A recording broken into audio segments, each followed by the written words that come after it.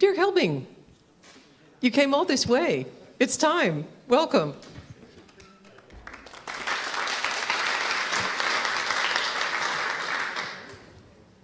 Dirk, you're a part-time professor at the TU Delft and also in Zurich. Yes, most of the time I'm in Zurich and traveling a lot the world, like Vienna and Berlin. So today I'm coming from Berlin, actually. Okay. Well, we're lucky that you're here. Thank you. Your most recent book is called, thanks. The Automation of Society is Next. And one of the themes that you introduce in this book is distributed control. And I think that idea of distribution is something that's come back through the evening, and I wanted to ask you to tell us what distributed control is and how that can help us get a grip on our data and the way our data are used. So today, there are big data centers that are trying to store as much data as possible about, say, all of us. And obviously that has serious implications because it makes us vulnerable. We could, for example, lose democracy because the data that has been collected about us can be used to undermine democracy, our free decision making, and so on. And that's quite an assertion.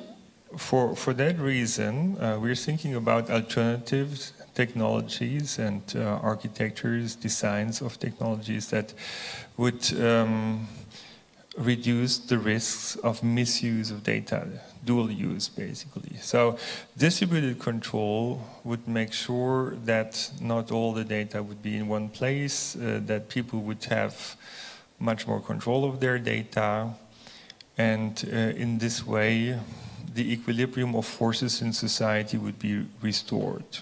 Does distributed control also have to do with another point that you made about making systems resilient so that if something bad happens, a crash, not everything goes down all at once? For example, this weekend I got stuck in London because of the British Airways total global ICT meltdown. That's a system that could have used some resilience. I thought of you there.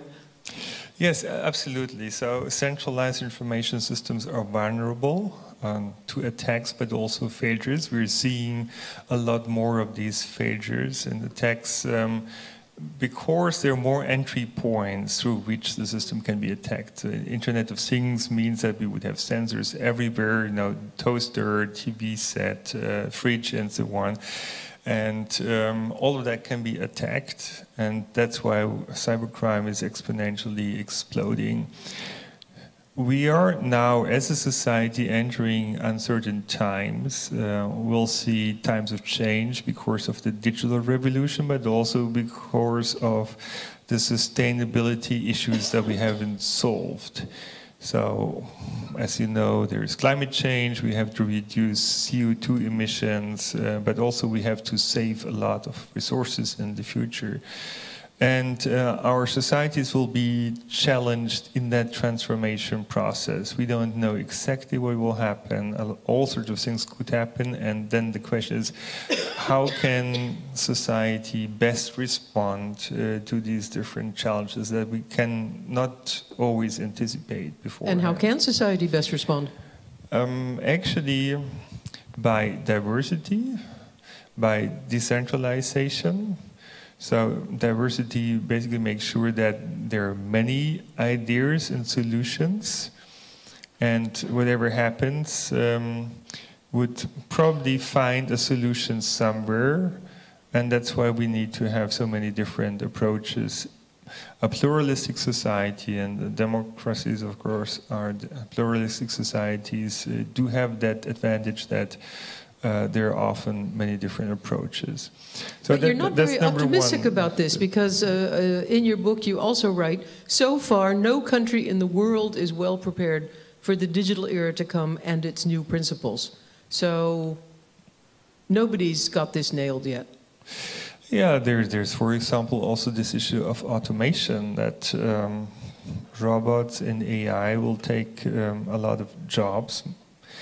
And that means we would need a different organization of our economy and society. The political system will also somehow change. The question is, how do we want it to change?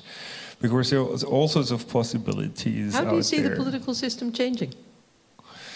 Well, there is a dystopian possibility and a utopian and anything in between. So the dystopian one would basically say, assume that resources fall short and that we cannot continue our lifestyle as before. So we would basically have to decide who gets how much of what kind of resource.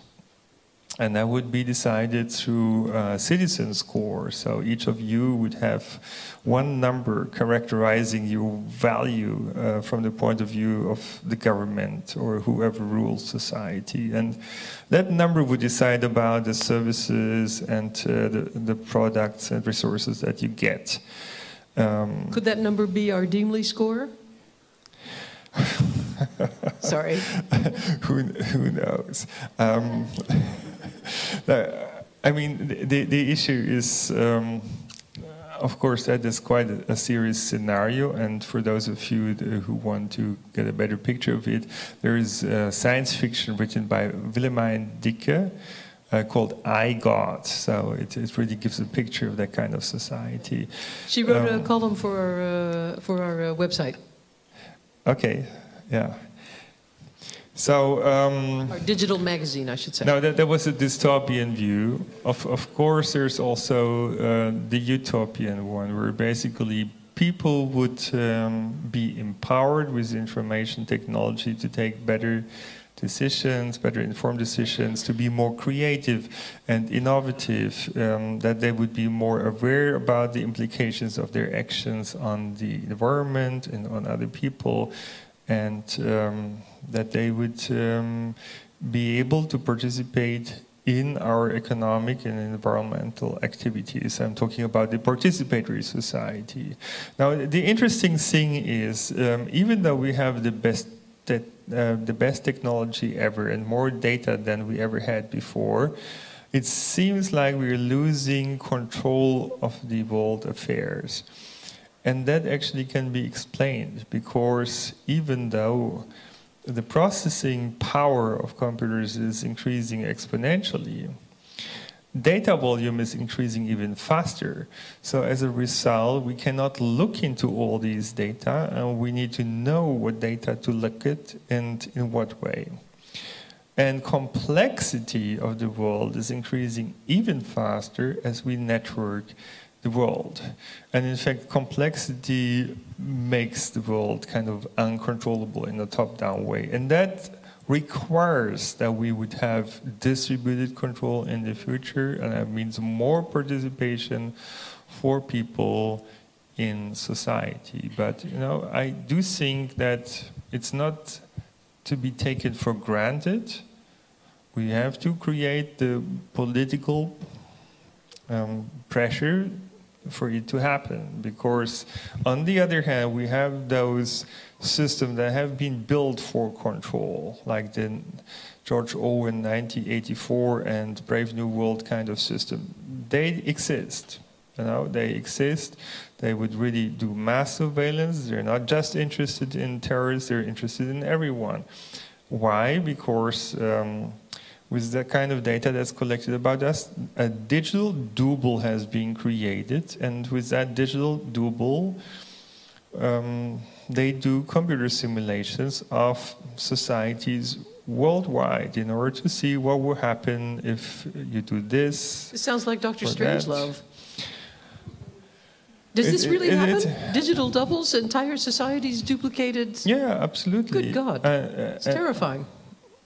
Yes, it probably is, because we don't know exactly what kind of scenarios they're looking at, right? Who are they? It's the military, it's the secret services, and also some companies that are involved there. And is this part of the utopian scenario, Dirk, or the dystopian scenario? No, that's the dystopian scenario, of course. But I was getting worried. we need to be aware that technology is there, right? The question is, when will it be activated as a new kind of operating system of society, or will it always stay in the background? What do you think? It's not clear, because most people, including most politicians, are not aware of the level of technology and the amount of data that's available and what can be done with that data and technology. So there is a threat to the future of democracy, and that's why I'm talking about this, to make people aware. We need to be prepared to defend democracy. That's what I'm saying. And at the same time, we shouldn't be threatened, but work basically on a better future for our society, where we take more action for the environment, for other people. I personally believe that it's time to create a better financial system that can be done. And it's also needed to upgrade democracy, to enable collective intelligence. It means to bring different perspectives together to come up with solutions that work for many more people. We have an interesting person with us this evening in the audience, who I'm going to surprise now with this question. Paul Suikerbuik. Paul, come on. Yes. You are an open data expert at the Ministry of Domestic Affairs, and you were also an advisor to the EU on open data. Dirk Helbing sees the way data use is developing as a threat to our democracy. Do you, as a man of our government, share that fear? Well, I'm in no way representing any government perspective or on this, or so it's pure my own opinion on this. Okay. But I really do think that data in our society is a very important thing to get the grip on. And actually, sure. We don't know. We have not a clue what data means for our society at the moment. At the moment, we see we have quite a lot of regulations for our physical environment. And there things are quite okay, and there are dangers in this physical environment. If you walk on the road, you get hit by a truck or by a bike. In Amsterdam, that's more logical. But on the internet, in the digital world, there are also going to happen accidents. And but in what way should we organize regulations on in this digital world from a government perspective? And what I heard this evening also, is that. From a civil service, civil society perspective, also a lot of things will be arranged. If people don't like Uber, we are going to block Uber. But the only difference and difficulty for civil society is that there's no way to put a force in place. And that's a thing a government can do. So if there is something happening on the internet, in this digital era, in this digital world, which is really meaning a threat to people, the government can handle with force on this. And well, we should really discuss with each other which role we would give the government on this in this place. And that's a question I have actually to all of you. How we're going to deal with this from a government perspective? Should we do it from a government perspective? And how important is putting force on regulations in this? How important would that be for the digital environment? And that's a question. Yeah, big question. Thank you, Paul. I think that was a very good point that was made about accidents. Yeah, I agree, accidents will happen. The question is how big would those accidents potentially be? And that speaks for decentralization again, because it makes possible accidents much smaller. In principle, it's conceivable that accidents in the digital world would be really large scale. It could hit an entire region or entire Europe or maybe even the entire world. Well, we've seen what happens to the stock market when one computer says sell, sell, sell, immediate panic. Absolutely. So in 2010 we had a flash crash where about $1,000 billion disappeared in the financial markets within just a few minutes. So that's pretty beyond incredible, right? So, and now we really see outages of electrical systems. We see nuclear power stations in hospitals hacked, and we also remember the WannaCry attack that was really massive. And so the vulnerability is there. So in principle, we could really have a large-scale accident. And I think that needs to be avoided. We need to have backup systems. Maybe we need to have additional, differently organized information systems. And again, we're coming back to the decentralized systems. Well, this is a huge redesign of society and all the systems that we use. Yes, and also, government is not the solution to everything, because there are governments that we like and other governments that we are more concerned about. And are you speaking of any government in particular? Just look back to history, basically, where totalitarian systems came up, or also look at what happened, for example, in Turkey recently.